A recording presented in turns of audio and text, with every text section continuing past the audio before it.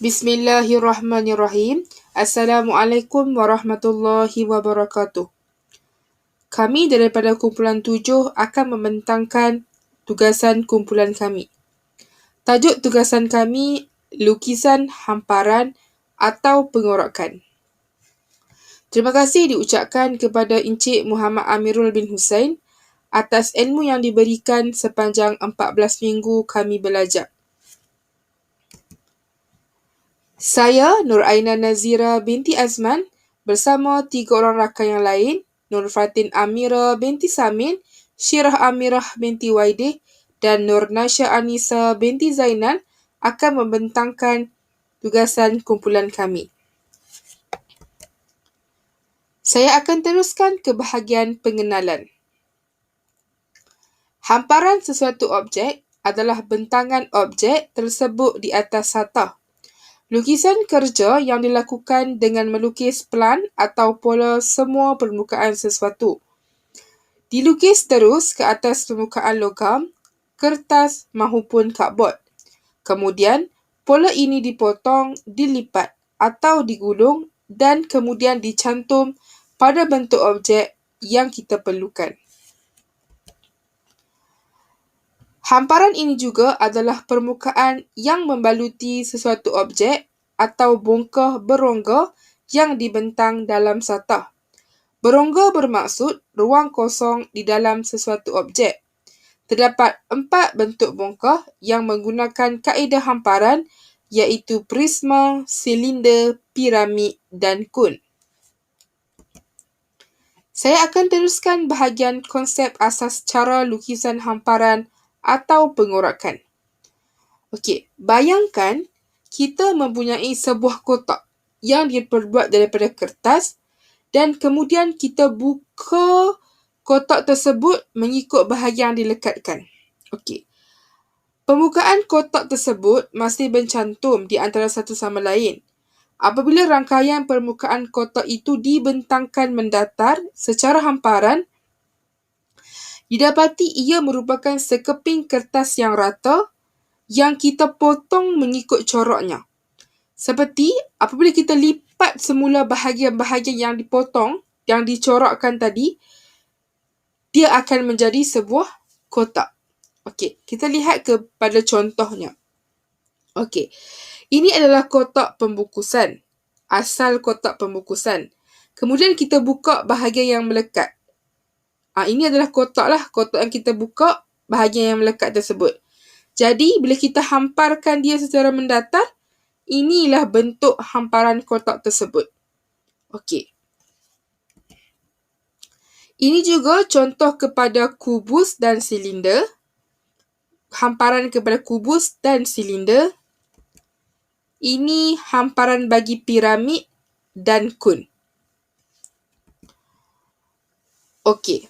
Dalam pembinaan lukisan hamparan dan pengorakan, terdapat 2 kaedah iaitu kaedah garis selari dan kaedah garis jejari.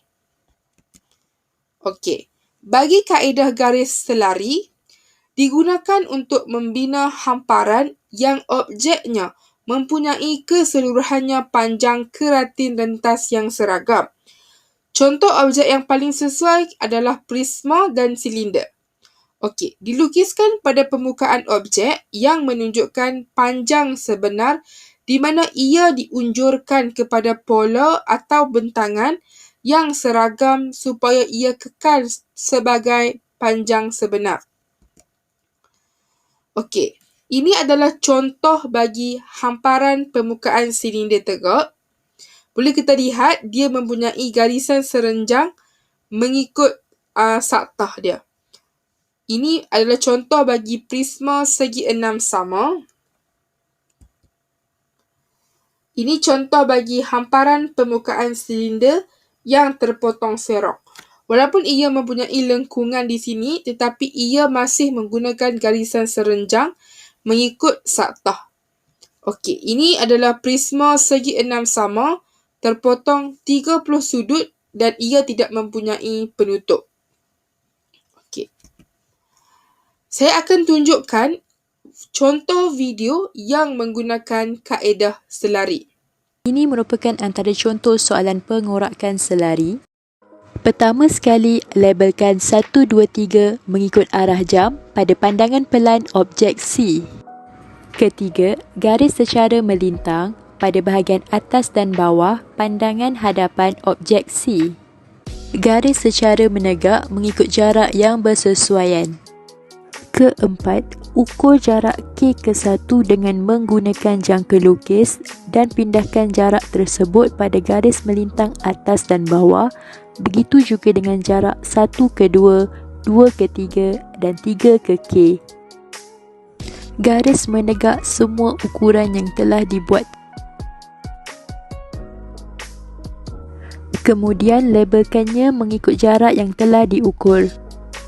Seterusnya, unjurkan garisan K hingga ke hujung dan tandakan pada titik K dan titik 1. Kemudian, gariskan pada titik K dan 1 sehingga membentuk petak. Unjurkan pada garisan 2 dan 3, kemudian tandakan pada titik di garisan 2 dan 3. Unjurkan pada garisan 2 dan 3 di bahagian atas. Kemudian bina titik di bahagian 2 dan 3. Seterusnya, bina garisan pada titik 2 dan 3. Seterusnya, bina garisan baru dan labelkannya dengan A, B, C dan D. Ukur jarak 1 ke A dengan menggunakan jangka lukis dan pindahkan jarak tersebut. Begitu juga A dan B, 3 dan C, C ke D. Binakan garisan menegak pada jarak yang telah diukur tadi. Kemudian labelkannya. Unjurkan jarak A, B, C dan D, kemudian tandakannya. Bina garisan pada titik yang telah dibina tadi.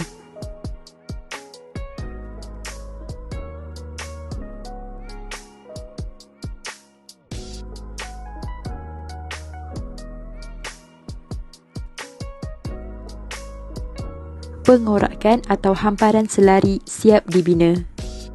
Okey, selesai sudah bagi kaedah garis selari. Kita teruskan kepada kaedah garis jejari. Kaedah garis jejari ini bersifat jejari roda atau basikal atau tidak seperti garisan selari yang semuanya serenjang dengan satah. Okey, sesuai digunakan bagi kun-kun tegak, piramid dan kun-kun oblik. Ini adalah contoh bagi kaedah garis jejari. Yang pertama, piramid segi 4 sama. Yang kedua, piramid segi 6 sama. Yang ketiga, piramid segi 3 sama terpotong tanpa penutup. Dan yang terakhir, contoh bagi kun. Saya akan tunjukkan pula contoh video yang menggunakan kaedah jejari. Sekarang kita akan melukiskan pengorakan atau hamparan menggunakan kaedah jejari. Ini adalah imej asal dan ini adalah pandangan atas. Pertama sekali, penjuru sini dan penjuru sini kita akan gariskan lurus seperti ini, memanjang. Kemudian kita akan gariskan untuk bahagian tapaknya di sini. Kemudian kita akan gariskan untuk puncak dia ini seperti ini. Jadi kita akan buatkan garisan ini dahulu. Kemudian untuk mendapatkan titik puncaknya ini, saya akan tandakan di sini. Okey. Untuk kita dapatkan garisan daripada sini ke sini, kita ambilkan jangka lukis dan kita buat begini. Ya. Kemudian daripada titik sini, pastikan ianya membuat titik pangkah di sini, titik silang, dan kemudian kita lukiskan separuh bulat seperti ini. Kemudian ini ada Daripada sini, titik bersilang di sini, kita akan tandakan, kita akan gariskan ke sini.